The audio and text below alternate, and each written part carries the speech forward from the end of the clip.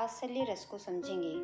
वात्सल्य का अर्थ होता है स्नेह, वो स्नेह जो माता पिता का बच्चों के प्रति होता है। जब माता पिता की उपस्थिति में बालक के प्रति स्नेह प्रदर्शित किया जाता है तो उसे वात्सल्य कहते हैं। और ये वात्सल्य केवल माता पिता और बच्चों के बीच ही नहीं होता, बल्कि गुरु शिष्य के प्रति भी होता है। एक गुरु अपने शिष्य या शिष्य के प्रति जो प्रेम रखता है उसे भी वात्सल्य ही कहते हैं। इसको और अधिक समझने के लिए इसकी परिभाषा जान लेते हैं। वात्सलता नामक स्थायी भाव, विभाव, अनुभाव और संचारी भावों के संयोग से वात्सल्य रस के रूप में संपुष्ट होता है। पुत्र, शिष्य आदि के प्रति जनित स्नेह को प्रकट करने की दशा में वात्सल्य रस की उत्पत्ति होती है। अर्थात जहाँ पर माता पिता का बच्चों के प्रति प्रेम या पुत्र पुत्री, शिष्य शिष्या के प्रति जो प्रेम प्रकट होता है उसे ही वात्सल्य रस कहते हैं। हम पिछली वीडियो में जान चुके हैं कि रसों के 5 उपकरण होते हैं। पहला होता है स्थायी भाव। स्थायी भाव तो वात्सल्य रस का स्थायी भाव है स्नेह, वत्सलता।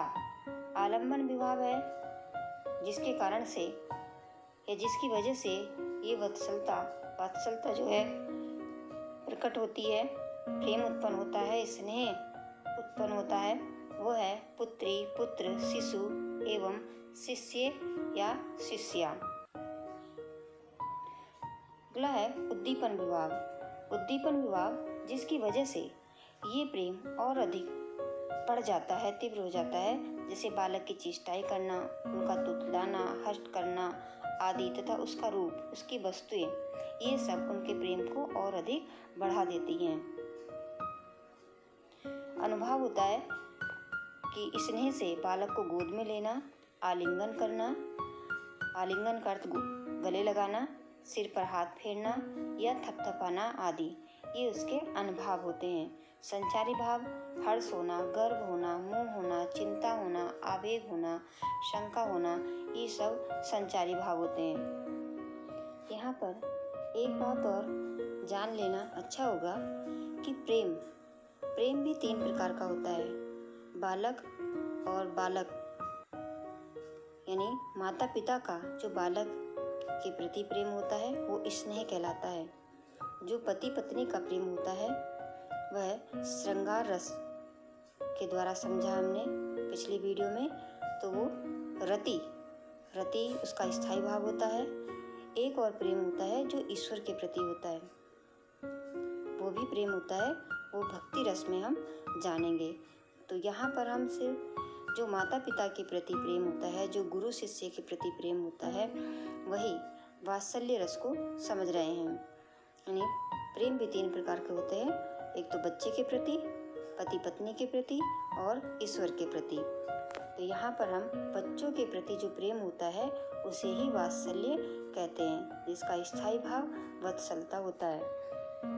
इसका एक उदाहरण भी जान लेते हैं। चमके दतिया दुति दामने जियो, किलके कल बाल विनोद करे, अवधेश के बालक चारी सदा, तुलसी मन मंदिर में विहरे। यानी दमके दतिया दुति दामने जियो, किलके कल बाल विनोद करे। यहाँ पर इसका स्पष्टीकरण इस प्रकार है कि यहाँ पर स्नेह भाव स्थायी भाव है। जो स्नेह है, जो वत्सलता है, वही इसका स्थायी भाव है। यहाँ पर श्री राम और लक्ष्मण चारों भाई आंगन में खेल रहे हैं। खेलते समय उनके सामने के 2 दांत दिखाई देते हैं और धूल से भरे हुए बच्चे हैं, आंगन में खेल रहे हैं।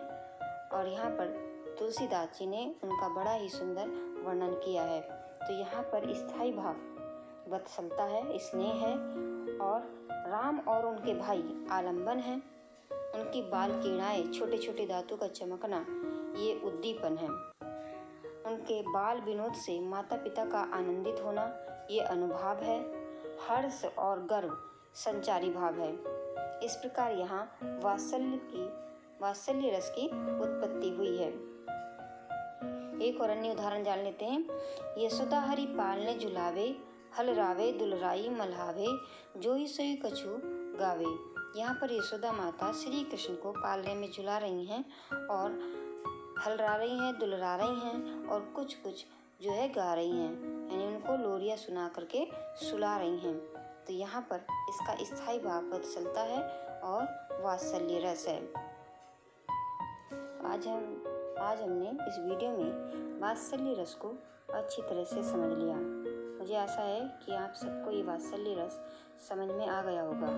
बस इसमें इतना ही समझना है कि माता पिता का जो बच्चे के प्रति प्रेम होता है और जो गुरु शिष्य के प्रति प्रेम होता है, या माता पिता का पुत्र पुत्री के प्रति, या बच्चों के प्रति, या किसी के बालक के भी प्रति, अपने ही बालक के प्रति नहीं बल्कि अन्य बालकों के प्रति भी जब किसी के मन में प्रेम जागृत होता है, स्नेह जागृत होता है, तो वहीं पर वात्सल्य रस की उत्पत्ति होती है। और मुझे आशा है कि आप सबको ये रस अच्छी तरह से समझ में आ गया होगा, और अगर समझ में आ गया है तो अपने मित्रों के साथ शेयर करें ताकि ये वीडियो का ज्ञान दूसरे बच्चे को भी मिल सके। धन्यवाद।